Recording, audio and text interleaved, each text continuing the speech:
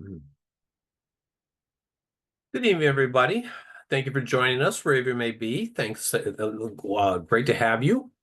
Um, our guest tonight, Andrew Lawler, is a journalist, author, has written about history, science, religion, and politics. He's the author of 4 books. And as you may recall, it was certainly a big deal here in Massachusetts. On April 19th, it was the 250th anniversary of the Battle of Lexington and Concord.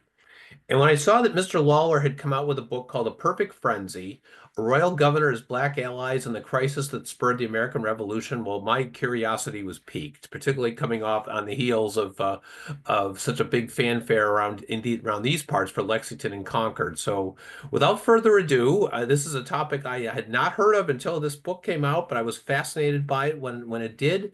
Would you welcome our guest tonight, Andrew Lawler? Well, thank you very much, Mark. It's a real pleasure to speak to the Mayflower Society. In fact, I found out just a few years ago that we had a family secret. I grew up in Virginia, and the family secret was that my great-grandmother used to tell people that her ancestors had come over on the Mayflower, and nobody wanted to hear it in the South 100 years ago. It was toxic to claim that you were actually a Yankee. So it's been a family secret that we had an ancestor who came over on the Mayflower. But I'm glad, especially, to be able to talk to the Mayflower Society and kind of out myself and discuss with you a really interesting piece of history that particularly those of you in New England, may not be familiar with. And that is the story of what was going on back in April of 1775, 250 years ago, as Mark mentioned, uh, almost at the exact moment in the South, you had this incredible story that unfolded that has been overshadowed by Lexington and Concord, which, understandably have received much of the attention in American textbooks. So we're going to explore this largely unexplored piece of American history. And after that, I'd be happy to take questions. So to do that, I'm going to share my screen and I'm going to start with a PowerPoint that will, and there we go. Okay, great. So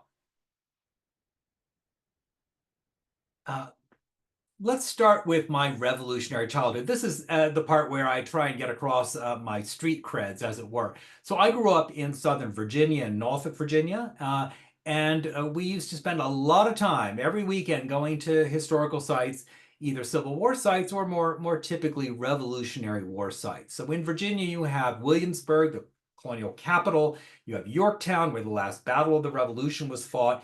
And so here's some snapshots I pulled out of my attic showing me when I was about 10 or so, I suppose, standing in front of these monuments in Williamsburg and Yorktown in that area. You can see my grandparents there toward the center looking very colonial indeed. So this was not something that I learned about in books. The revolution in my life was very much a real thing, an everyday thing. Now, as most of you know, of course, we were taught that the revolution is about the good guys and bad guys. Of course, the good guys are Thomas Jefferson, Patrick Henry, George Washington. I picked 3 prominent Virginians here. But the bad guys are still the bad guys. You still have King George III playing the wicked villain, even down to this day in the show Hamilton, which if you've seen, you know that the king is while quite entertaining, is dastardly. So this was the story that I grew up with, and my childhood villain was a man named Lord Dunmore. Now, Lord Dunmore was King George III's man in Virginia. He was the royal governor of the colony. He also was said to have burned down my hometown of Norfolk, burned it to the ground. And patriots complained that he was a drunk, that he was a buffoon, that he was really incompetent. He was the symbol of British maladministration. And part of the reason why we wanted to separate from Britain was to get away from jerks like this. George Washington called him that arch traitor to the rights of humanity. And Abigail Adams, always good for a quote, said that Virginians had been duped by a Dunmore. So I want to explore this person a little more. A few years ago, I was in a bookshop and I ran across a mention of some events that took place in my hometown in that area that I wasn't familiar with. And I was a little shocked by this, so I began to dig. And the first thing I did was to dig into who this guy really was, Lord Dunmore. So let's talk about it. Well, first of all, he was a teenage rebel. So if any of you have seen the show Outlander, you'll know what I'm talking about. Uh, Dunmore, as a teenager with his father, rebelled against King George II. And this was called the Jacobite Uprising of 1745, Jacobite Rebellion, where they tried to kick the King George II off the throne and put in one of the former Jameses or Charles, who had been there for quite a while. Now, this rebellion, of course, failed. The last attempt to really do away with the British monarchy, the British Hanoverian monarchy. And his father was convicted of treason because Dunmore was a young kid. They didn't send him to jail, but he was living under this cloud as a youth. And this is a particularly interesting angle, I think we should keep in mind as this story unfolds. Now, Dunmore eventually joined the British Army at a low level, but then later, when his father died, he became the Earl of Dunmore, the Lord Dunmore that we call, as we call him. And even though he was a lord, he needed a paying job. He had very little income. So King George III, who came to power in around 1760 or so, decided he wanted to make nice with these Scottish royals, Scottish aristocrats. So he had Dunmore brought into the House of Lords, and then later appointed him the royal governor of New York. He was only in New York brief time, and then the king said, "Okay, guy in Virginia is dead. Get yourself down to the Chesapeake Bay area and become the governor of Virginia," which was, in fact, the most prestigious job in British North America in that day. So where did he go? And by the way, that's an image of a royal governor arriving, possibly Dunmore arriving in New York Harbor in 1770. So let's talk about Virginia and what was it like when Dunmore arrived? Well, first of all, it's the oldest Massachusetts, the oldest, the largest, the wealthiest, and most populous of the British colonies in North America. It was also a place that had grown wealthy on tobacco, and tobacco planters eventually began to import enslaved Africans and creating what we call plantations, but were in effect forced labor camps where a white family would oversee one or two or maybe a few more enslaved people to help them grow tobacco, ship it to Britain, and get their money. Now, 4 out of 10 Virginians were enslaved. So we're talking 200,000 people, more or less. And Virginia had very different tensions with Britain than New England. We know all about New England and the tea and the taxes and the tariffs that really drove the patriots there to seek independence.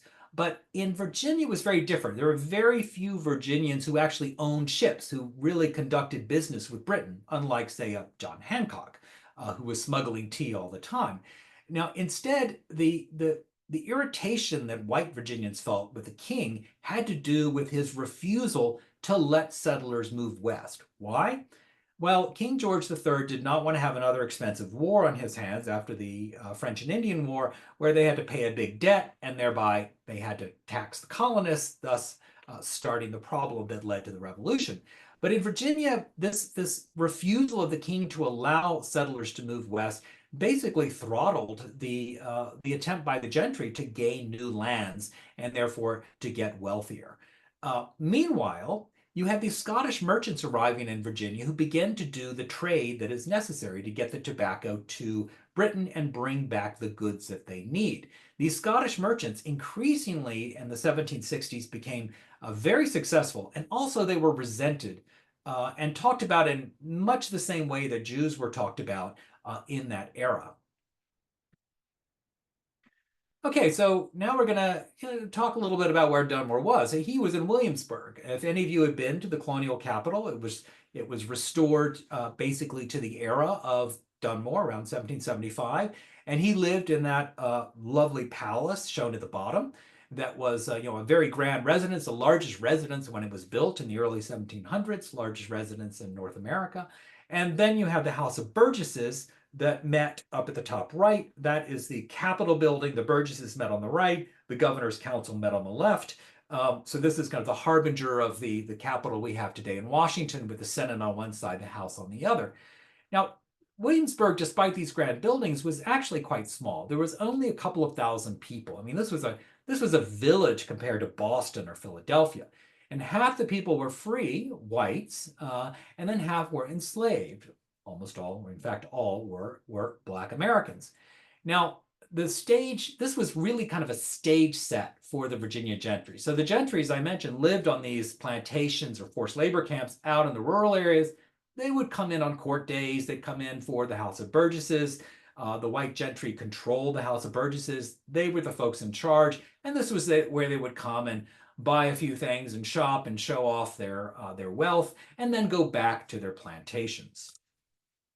Now, the other end of Virginia, or the other kind of anomaly, or the anomaly in Virginia, was this place called Norfolk. This was the port I mentioned in the southeast quadrant of the state. The soil wasn't really useful for tobacco, so instead it became a trading center. Had a great harbor, and eventually by the 1760s it had 3 times the population of Williamsburg, which made it the 8th largest city in the colonies. It was really booming thanks to these Scottish merchants who had arrived and the growth in general trade. It was the largest port between Philadelphia and Charleston, but there was always tension in Virginia. As Norfolk grew, the tobacco planters were uncomfortable with having this kind of freewheeling city right on their doorstep. You had Black residents. Many of them were skilled, many of them were literate, some were free, most were enslaved. And they really kind of made it uncomfortable for tobacco planters who didn't like the idea of a place where enslaved Black people could, in fact, perhaps leave their plantation, show up in the city, kind of get lost in the alleys, join a crew, remake themselves. So Norfolk was kind of a threat to the tobacco gentry. They also owed a lot of money to the Scottish merchants. So the planters had a lot of reasons to be uncomfortable with Norfolk as a place where the merchants lived that they owed money to, and a place where the enslaved African population was quite different from the rest of Virginia, where most were farmhands. Now, this, as I mentioned, was a boom town. There were townhouses, tenements, taverns, distilleries, factories, mostly with enslaved labor. This place was really booming by the time Dunmore arrived in Virginia.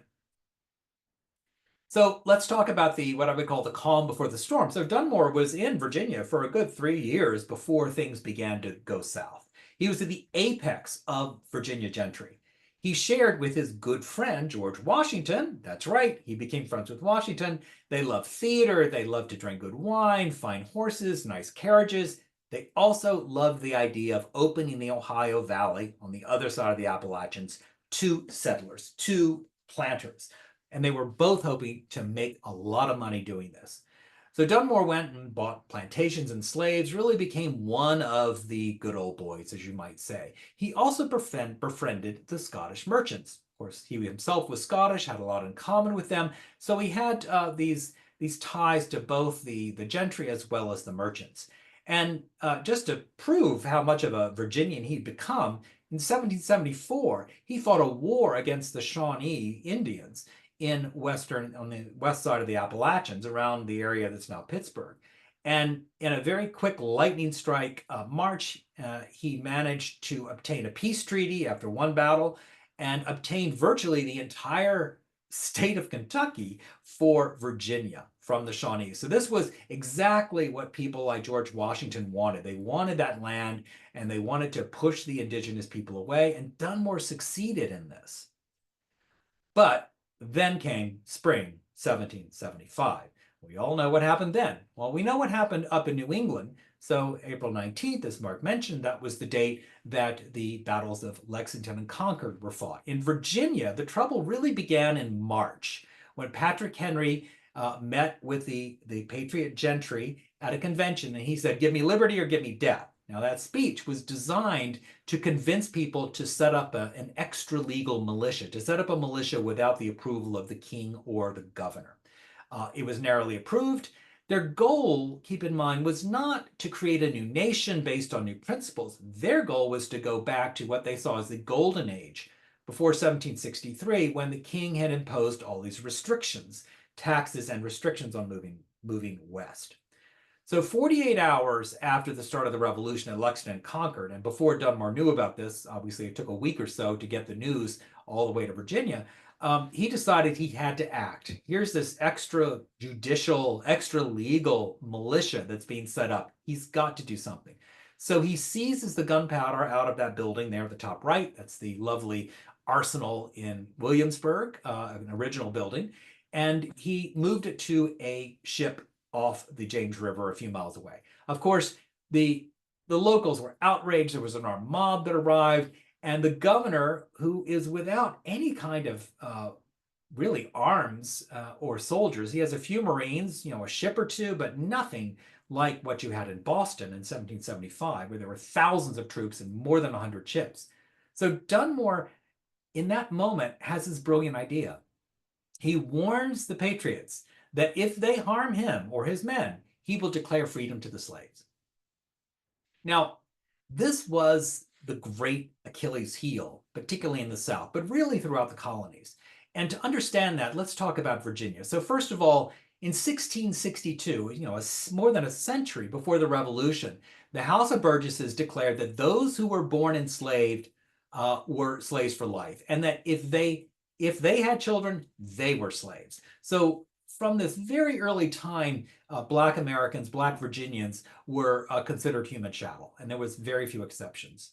In 1758, a planter named Landon Carter, who is also always good for an outrageous quote, said, "Slaves are devils, and to make them otherwise enslaved will be to set devils free."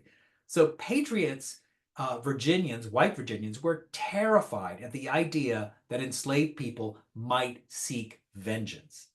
And Dunmore recognized this as early as 1772, a year after he arrived. He noticed that the enslaved people that would be certainly willing to get revenge on their owners. Now, he was thinking that this would be in the case of a conquest by, say, France or Spain. He wasn't thinking about Britain, but this was something that was in his mind early on.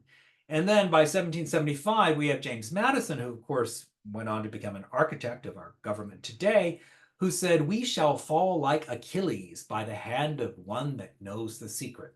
In other words, if somebody like Dunmore were to really free the slaves, then the revolution and the future of the United States would be in serious doubt. Now, by July, actually by June, Dunmore had to flee Williamsburg when things got just too hot. The Patriots kind of pushed him out. There was a plot to assassinate him. So he flees to a Royal Navy ship, ends up in the Norfolk area at a shipyard near Norfolk that was owned by a Scottish friend of his. And his plan was to make this base of operations to combat the rebels. It was a very bold idea, given he had very few ships, very few men, and there were thousands of patriots. Again, all the troops and the ships, for the most part, were in Boston. So he makes this kind of gutsy decision, or maybe foolish decision, to stay and fight. Now, meanwhile, enslaved people had heard of his April promise to free the slaves. Word spread throughout Virginia and beyond, and enslaved people began to arrive and get sanctuary on these few Royal Navy ships he had in the harbor. There was one man named Joseph Harris. He was a pilot. He guided the ships in and out of Chesapeake Bay, and he lived in a place called Hampton, little port across the river from Norfolk, and he decided to defect. He defected to the British. He was very valuable. He knew the lay of the water, as it were, and the Patriots demanded him back. And that argument of words played out in the newspapers led to the first battle south of New England. So in October of 1775, the Patriots and the British, for the first time in the South, clashed over what had begun as an argument over whether this enslaved person would be returned to his owner or not. And Thomas Jefferson then said, "Lord Dunmore has commenced hostilities in Virginia. It has raised our country into a perfect frenzy," thereby giving me a great title for a book. Now, the next month, November, is when things really began to get boiling. So the middle of November, there was a battle at a place called Kemp's Landing in what's now Virginia Beach. And during that battle, an armed black man captured his owner, who was also the Patriot militia leader. Now, Dunmore, and it's turned out to be a big victory, or a big victory for a skirmish for the British and the Loyalists. Now, Dunmore was so impressed that immediately after the battle, he issued the first Emancipation Proclamation in the British Empire, freeing anyone who would come to him who would fight for the king against the Patriots. Now, it was said that slaves flocked to him in abundance. We don't have precise numbers, but hundreds and maybe thousands actually came from as far away as Massachusetts to get liberation, formal liberation, and to fight against the Patriots in the name of liberty. So he created what he called Lord Dunmore's Ethiopian Regiment. They were West African people, mainly of descent, but Ethiopia was considered a Christian and civilized country, so it was a term of respect. And he trained at the very onset 200 to 300 black volunteers, gave them arms, training, redcoats, the whole kit and caboodle. They wore the motto, "Liberty to slaves," which was a direct kind of in-your-face comment of those patriots wearing liberty or death on their uniforms, which of course was Patrick Henry's motto. Now, this was the first black corps in the British Army and had a tremendous effect on what would come later. But let's stick with our story. So the Patriots, when they got word of the Emancipation Proclamation, which was widely published throughout the colonies, were terrified. In Philadelphia, they said that hell itself could not have vomited anything more black than his design of emancipating our slaves. George Washington, who was leading the troops up in the Boston area, was horrified as well. He predicted that if Dunmore was not instantly crushed, he would become the most formidable enemy America has. Now, that's a lot, given that he was facing a force of thousands of British soldiers and virtually the entire British fleet right at his doorstep. He understood that what Dunmore had done could unleash a slave insurrection that could spread throughout the colonies and crush the rebellion. So immediately the Patriots sprang into action, and they may not have had much in the way of guns, and sometimes were in soldiers, but they did have the newspapers largely on their side. So there was a campaign to denigrate Dunmore. So here was this great hero of the War of 1774, kind of a genial guy who was a friend of George Washington, pretty well liked as a gregarious and hospitable man. Suddenly he became a serial rapist, a drunkard, a buffoon, an idiot. It's amazing to watch the shift. This propaganda campaign, a racist propaganda campaign, went into high gear. They also tried to convince enslaved people not to believe Dunmore. They said, "Be not ye Negroes tempted by this proclamation to ruin yourselves." And they threatened. They said, "If you run away from your plantation, we will take vengeance on your family." So there were some very, very hard decisions that Black Virginians had to make in those terrible days at the end of 1775. So meanwhile, the Patriots had pulled together an army in Virginia, in Williamsburg, and they're marching to Norfolk. It takes them several weeks to get there because they're going by land. They have no boats, but eventually they are on the march on collision course with Dunmore's forces outside of Norfolk. And the Great Clash came at a place called Great Bridge, which you probably have never heard of. But it was a very important battle, arguably one of the most important clashes in the South during the entire Revolution. Because in December of 1775, both sides found themselves on the opposite ends of a bridge that was the key point to cross over to get to Norfolk, the city in the Southeast. And there were skirmishes for a week, and this is the first time that Black and white American soldiers fought against one another. It was a terrifying prospect for the white patriots who really didn't think these Black people would fight, but sure enough, they did, and they managed to kill lots of patriots. But the patriots also took out numbers of the Ethiopian regiment members. Now, in the end, they were simply overcome by the larger numbers of patriots. Eventually, there was a bloody defeat on December 9th, and the patriots marched toward Norfolk as the Loyalists and the British all ran for cover. They ran for the ships in the harbor, and soon you have a flotilla in the harbor filled with some 3,000 people, mostly civilians, who are terrified that this army of 2 to 3,000 angry patriots, angry white men with guns, are coming in to destroy this town that they already didn't like. The patriots seize the city, and then we have to deal with the Norfolk problem. The Norfolk problem was this. Okay, so the Patriots captured Norfolk. What next?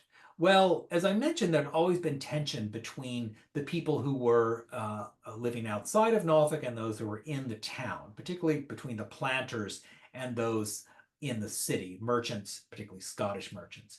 So this is an important context. This helps explain what happened next, because it was an extraordinary event that has never been repeated so far in American history. So on October 31st, so about a month or two before the Battle of Great Bridge, Thomas Jefferson wrote in large letters at the end of a letter, Delenda est Norfolk. That was a reference to a Latin phrase used by a Roman senator who wanted the destruction of Rome's great rival Carthage, a city in North Africa. Eventually, Carthage was, in fact, annihilated. In fact, everyone was sold into slavery who wasn't killed in a surprise attack, and the ground was said to have been sown with salt. So when he said this, he didn't mean we need to take over the city. He said we must annihilate it.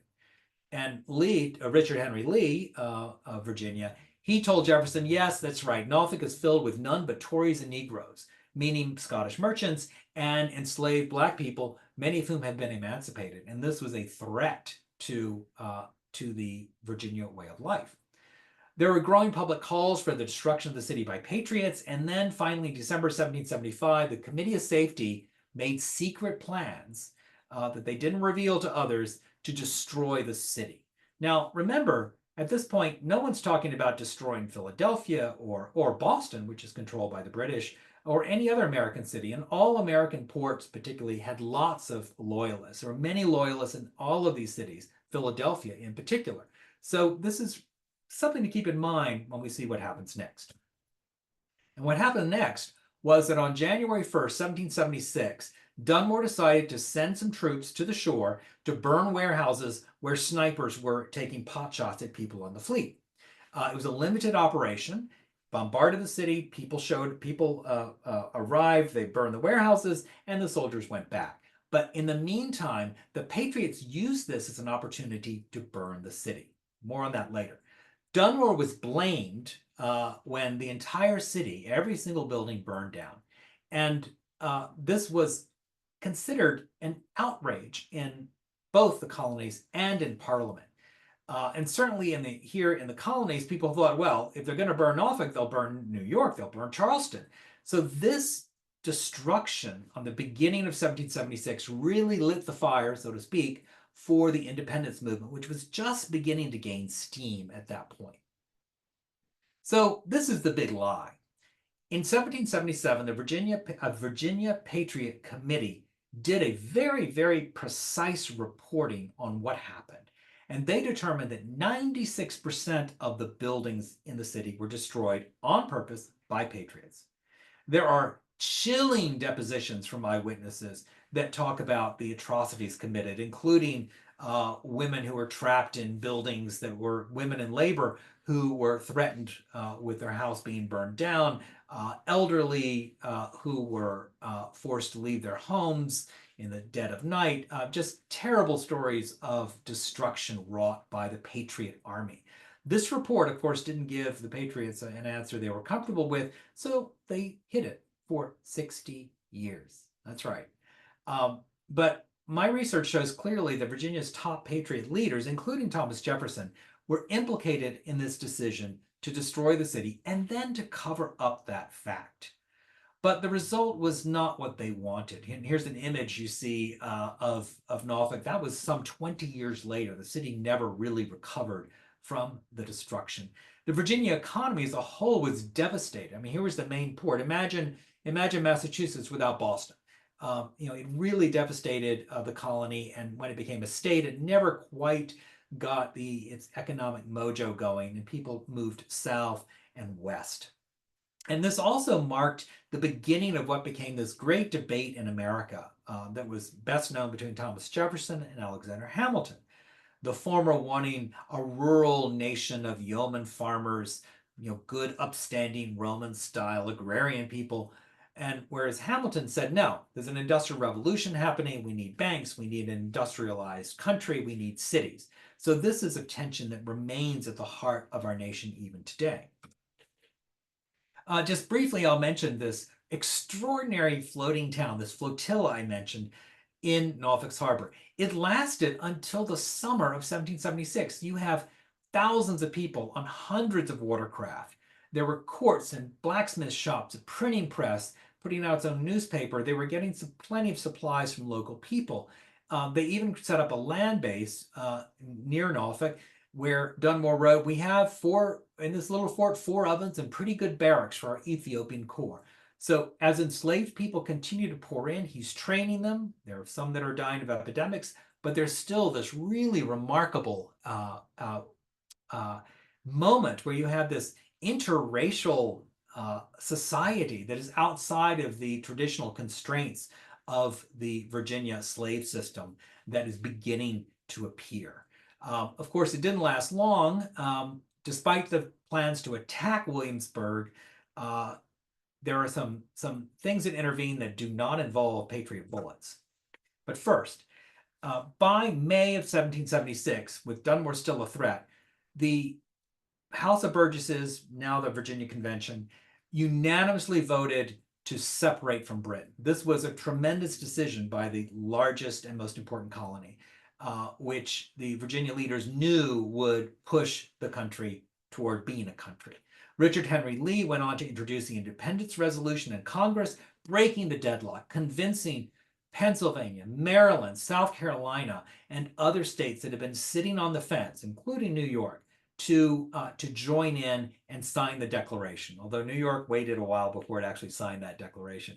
So Jefferson's Declaration of July 4th, actually, if you look at it closely, it's really a response to the crimes attributed to Dunmore. Burning cities, instigating slave rebellions, all these kinds of things are direct references to Dunmore. This is really a major reason why Southern states like Virginia were ready to join with these radical New Englanders. So, meanwhile, Dunmore makes his last stand. The smallpox epidemic forced him to abandon Norfolk shortly after that important vote in Williamsburg. They established a new base just up Chesapeake Bay, a place called Gwynn's Island. There's a map drawn by, maybe drawn by Thomas Jefferson, but it's in Jefferson's papers, of Gwynn's Island with the forces, the British on the island and the Patriot forces batteries aligned at the bottom. Finally, after the death rate spiraled when they had a variety of epidemics, their water became scarce, supplies became scarce. It became a very terrible situation. And finally, General Lewis, the Patriots, attacked and forced Dunmore and the Ethiopian soldiers to retreat. So the whole fleet is still intact, but many of them then go all the way to New York, where the black soldiers and their families were granted freedom and joined the British Army in the attack that happened in September of 1776 by the British against New York, pushing Washington out. So as I'm wrapping up, let's just consider the ripple effects. I mean, it's a great story, yes, a man that is maybe misunderstood, but more importantly, I think, is the ripple effects that this story had on American history that have been largely ignored. First of all, George Washington, when he took over the Continental Army in 1775, he wanted the black men out, free or enslaved. He refused to re-enlist black men at the end of 1775 until he got word of Dunmore's proclamation. He immediately reversed course, and the Continental Army became the most integrated force in American history until the Korean War. Pretty big effect. Creating lots of black veterans, by the way, who began to demand the same rights as whites. Meanwhile, on the British side, many of them followed Dunmore's lead. Most of them did not provide arms to black men, but they did absorb them into the army for other tasks. So it was a very important change in kind of British policy toward black people. But at the end of the war, when the Treaty of Paris was signed between Britain and America, in the end, the Americans insisted that the British return all those who were enslaved. And this is one of the most shameful chapters in early American history, when Washington himself and Congress actually discussed restarting the war and reactivating the Continental Army to go into New York to get the thousands of Black people who were there, who had been freed by the British, but the Patriots claimed as their human property. And this includes people like Washington himself. The British instead evacuated some 3,000 people to Canada and thousands of others to other places. So Dunmore's decree eventually seeded this really nascent abolitionist movement. It was just getting going, and this really gave it kind of a growth spurt. And if you trace things, and I show this in more detail in the book, this fascinating story about how the proclamation ends up informing Lincoln's much more famous, but quite similar, document of 1863, the more famous Emancipation Proclamation. So to wrap up, we are at the 250th anniversary, and I see this story as a story of how we can embrace competing freedoms. First of all, Dunmore's decree was not what was important. What was important was that freedom-loving enslaved people risked their lives to go behind British lines, not knowing if they would get free, but they wanted liberty that badly. These are people who were seeking the same things as the Patriots. Now, in Virginia, too, what was going on in 1775 and 1776 really sowed many of the divisions that we find in today's headlines. Issues about race, issues about guns, issues about immigration. Immigration because the Virginia Assembly later deported every single Scottish merchant, thus crippling the Virginia economy even more. Now, Washington and Dunmore, who began as friends, ended as foes, may never have reconciled, but they were, in that sense, really fighting for the same cause. And I think now is a great opportunity for us to learn to celebrate not someone based on the color of their coat, but on the principles for which they fought. And we can understand now that Americans on both sides were fighting for liberty. So thank you very much. And my book is called A Perfect Frenzy. Follow me on Facebook. You can get the latest at my website, and would love to have your book review posted on Goodreads. And now I would be delighted to answer any questions. Thank you, Andrew. That was fantastic. Love that. If you got a question, please use the Q&A feature down at the bottom of your screen. You can type in a question there. Listen to this, and obviously this is a forerunner to later events. You know, if you're a history major, you hear about Nat Turner's revolt, 1831, and this was obviously a fear that slave owners had from the start, and armed slaves. But as I'm listening to you talk about Dunmore, and you start with he's the villain. How do you view him? Is he a villain? He's much more complex than just your typical black hat. Yeah.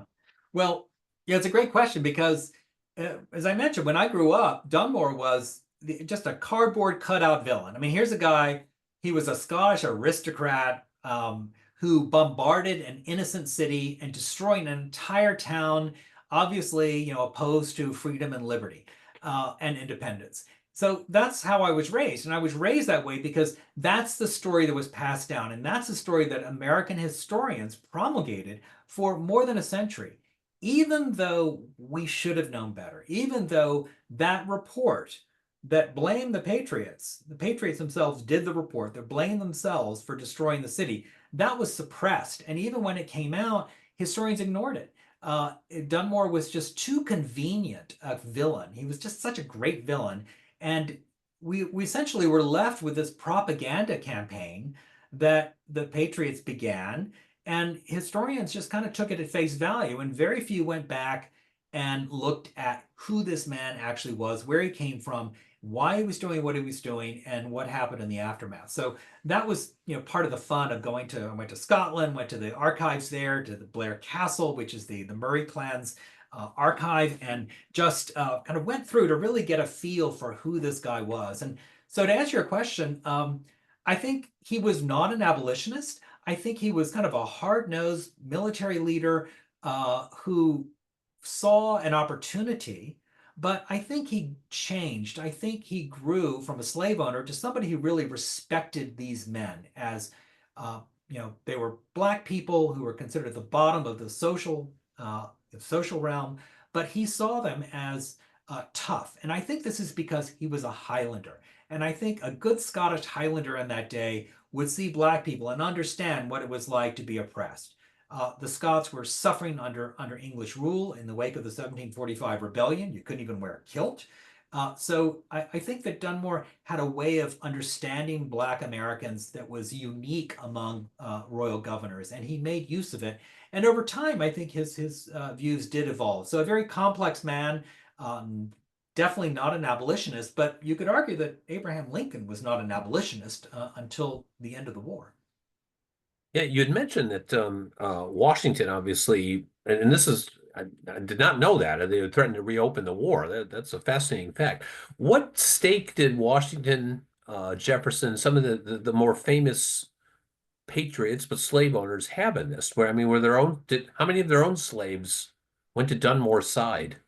Yeah. Many. Now we don't have precise numbers, but we know in the case of Washington himself, he lost a couple of dozen at least, which was a huge amount of, it's a, huge financial investment that Washington had in these enslaved people. We know Harry Washington was a stable boy. He left. He had been born in Africa, bought by Washington, worked in the Dismal Swamp, stable hand in Mount Vernon. Washington goes off to war. He goes and joins Dunmore, then goes to New York, is in New York for the war, and then ends up in Nova Scotia, where the British evacuated many Black Americans, and then ends up going back to Africa to found the colony of Sierra Leone.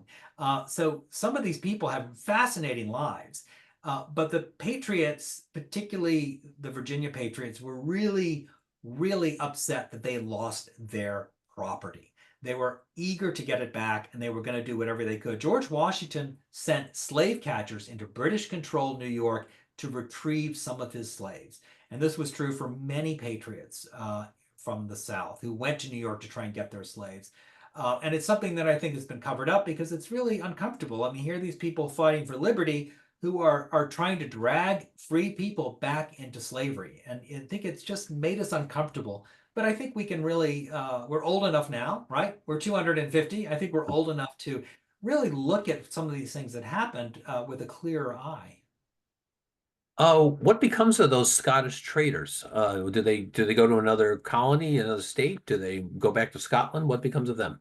Yeah, most were from Glasgow, and most of them went back to Glasgow. Glasgow, of course, became a very big industrialized city where lots of fortunes were made. So most of them went back. A very few did come back at the end of the war to Norfolk and to Virginia, but there was this lingering distaste on the part of Virginians who were generally highly prejudiced against the Scots. I mean, the things they said about them were in some ways similar to what they said about blacks, and also, as I mentioned, similar to the way Jews were viewed. So the pogrom, I would call it, against the Scots ended up really backfiring because without these traders who had international connections, Virginia really became a backwater for a good century after the Revolution. Viola asked this question both in the chat and as well as in a question, and I may need her to interpret it a little bit. She goes, "The big lie in propaganda was the drive of the Revolutionary War. Will this ever be acknowledged?" Well, it's a hard one. The British certainly had their own propaganda campaign. So I would be the first to say that this was that the propaganda campaigns on both sides were quite intense.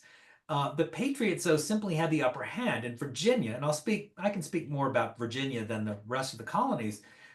There were four newspapers when Dunmore was there, one in Norfolk, three in Williamsburg. They all had the same name, Virginia Gazette. It's very confusing. But all four of those papers were owned by patriots. So they were able to shape public opinion in a way that the British simply, they didn't have the reach. Now, Dunmore actually captured the press of the Norfolk paper, brought it on board his ship, and started to churn out his own newspaper. Now, when I read the few issues that exist, it's fascinating because he actually quotes patriots or patriots that are writing in. It's a very balanced newspaper. But in those days, maybe like today, it wasn't balance and kind of a stable, clear-minded view that people wanted. People really wanted great stories. And the Patriot newspapers simply had better storytellers who would make up things whole cloth, but they knew their audience. And so I think the Patriots were very clever in taking a lack of arms and ammunition and troops and using their propaganda organs in order to kind of fill that gap. And they did it quite well. I mean, look at the campaign against Dunmore continues to this day. If you go to the American Revolution Museum in Philadelphia, a brand new museum, you will see that they claim that the British burned Norfolk. Um, so while you were researching this, besides going to the four different Virginia Gazettes, what how did you research this? Um, you mentioned Dunmore had a publication. What was his publication? What did you do to research this? Well, I was a little naive. I'm a journalist by training, not a historian, although I've written plenty of history. And I had the foolish idea that, gosh, the American Revolution, oh, it'll all be in one place. All of Dunmore's letters will be here, Washington will be here. But it turned out to be way more interesting and complicated because Dunmore's letters were scattered. I mean, he wrote letters in German and in French. There were other archives. He wrote letters in Scotland. He wrote letters in the U.S. or in the colonies. So I had to go to a lot of different archives in order to find different pieces. You know, some of it online, a lot of it in actual archives, Library of Congress, Scotland, as I mentioned. I had to go to London to go to the British Library. So I just had to kind of find my way and just like follow the next lead. One of the best experiences I had, although it was really sad because it was about my hometown, was to go to the Library of Virginia in Richmond, and they gave me this box that clearly had not been opened in maybe decades. And I opened it up, and there were the documents of the depositions that were written down in 1777. You know, the originals. Thank God, in a nice hand by some wonderful clerk. And I was able to go through these, and they've never been transcribed as far as I know, and really pull out these gut-wrenching stories of people watching their hometown be destroyed by their own people. So it was moments like that that really made the dead ends that I encountered well worth it. We know that as the war breaks out, Washington becomes in charge of the Continental Army. What role did other prominent Virginians, Jefferson, Patrick Henry, etc., Madison, what were they doing during this time, and what was their role as Dunmore is attacking Norfolk? What role are they taking? Well, one of the big surprises of my research was that I always assumed, I mean, this is the colony with Washington, Jefferson, Madison, I mean, Patrick Henry. I mean, these are some of the great leaders of the Patriot movement. And I presumed that Virginia Patriots had their act together. But the more I dug, the more I realized that it's not true, that the Virginia Patriots were divided. They were constantly battling one another. The people who were in Philadelphia, like Jefferson and Henry, uh, and Washington, of course, being in Boston, they talked a good line. But in Virginia itself, there was a lot of chaos. The Patriots were simply not able to pull together a decent army. They weren't able to provide logistics. They weren't able to provide any kind of real battle plan. And so Dunmore was able to sit there and grow in strength throughout early 1776. And it was really only the epidemics that attacked the fleet that I think prevented him from creating a formidable army that potentially could have retaken Williamsburg and essentially, pulled Virginia out of the Revolution. Had that happened, there's no doubt there would not be a United States. Had Virginia backed out, had Virginia then gone back under British control, then North Carolina, South Carolina, Georgia, Maryland, possibly Pennsylvania, maybe New York, would have been far too frightened to have gone against the British Empire. So, the events that happened were really critical, and I think this has been missed by historians who, for understandable reasons, have focused more on New England. And that's in part because this story it's it's not a black and white story. Who is the villain? Who's the hero? In this story, there really are not villains and heroes. They're humans who are making difficult choices in a very trying time. All right. I want to thank you for taking the time to talk about this tonight. That was fabulous, very enlightening, a glimpse of history that we really should know more about. And I really want to thank you for bringing that to our attention. Thanks for taking the time. Good luck with this book. Well, thank you, and your viewers can get the book at your local bookstore. I'm a big backer of local bookstores. Also available at the other usual sites: The Perfect Frenzy, A Royal Governor, His Black Allies, and The Crisis That Spurred the American Revolution. You can also go to my website, www.andrewlawler.com. And like I said, you can follow me on Facebook, and a Goodreads review is always appreciated. So No. thank you for having me, and great to have a chance to talk to the Mayflower Society. All right. Thank you so much, Mr. Lawler. Thank you, everybody, for joining us tonight. Stay safe. Happy spring, and good luck with this book. Thanks so very, very much. Thank you.